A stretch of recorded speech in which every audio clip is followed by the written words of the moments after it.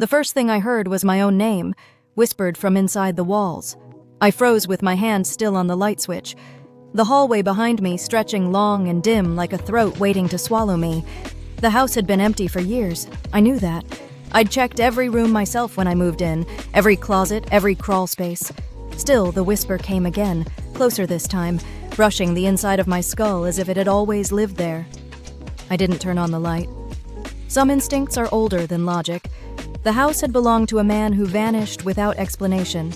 No body, no note, just a locked front door and a table set for dinner. The realtor called it a clean disappearance, which should have been my first warning. But rent was cheap, and grief makes you reckless. After my sister died, silence felt safer than people. At night, the house breathed. That's the only way I can describe it. The walls creaked in long, measured inhales. The pipes sighed like tired lungs.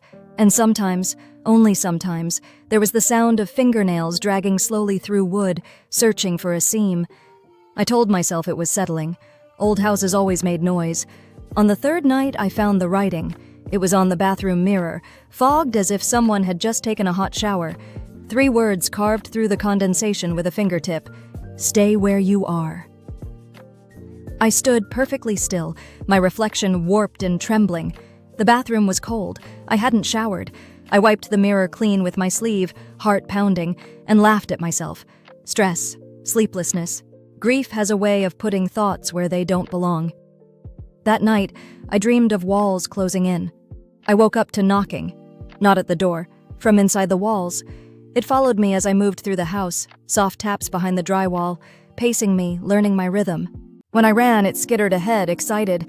By the 5th night, I started talking to it. Go away, I whispered once, my back pressed to the bedroom wall. The knocking paused. Then came a response. Not words, a feeling. The unmistakable pressure of being listened to. If you're hearing this and feel that familiar chill crawling up your spine, that sense of being watched even though you're alone, don't look away. Stay with me. And if you find yourself drawn deeper, maybe leave a mark somewhere, a sign that you were here, so others know you existed too. A quiet gesture, a sign of approval, a commitment to keep listening. Like the story, subscribe if you dare, share it with someone who shouldn't be alone tonight, and tell me in the shadows below what you think is listening. The house changed after that. Doors were never where I left them. Hallways felt longer. The ceiling dipped lower each morning, subtle enough that I questioned my own memory. And the whisper? My name began to sound like my sister's voice. I followed it one evening, down the narrow staircase to the basement. The air grew thick and wet, smelling of mold and old earth. At the bottom, the single bulb flickered weakly, revealing walls carved with symbols and phrases layered on top of each other like desperate prayers. Names covered every inch, hundreds of them, some scratched deep into the concrete. Others written in pen, marker, even blood-brown stains that made my stomach turn. And there, freshly carved, was my name. Still dusty, still raw. Behind me, the stairs groaned. I turned just in time to see the doorway narrowing, the walls pressing inward like jaws. The whisper was no longer distant. It surrounded me, filling the basement, vibrating in my bones. It didn't want me dead. It wanted me inside. Memories flooded back that weren't mine, people pacing these rooms, listening, talking to the walls, slowly losing the shape of themselves. The house didn't kill them. It learned them, studied their fears, their voices, their names, and then it kept them. The bulb burst. Darkness swallowed everything. I don't know how long I screamed. When I woke up, I was in my bed. Morning light streamed through the window. The house was quiet, normal. The mirror was clean. The basement door was wide open, empty.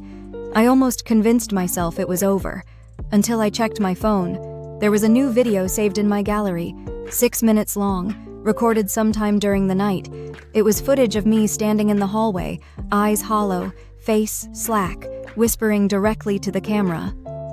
I hear you, I said in the video. You can come in now. The last frame wasn't me.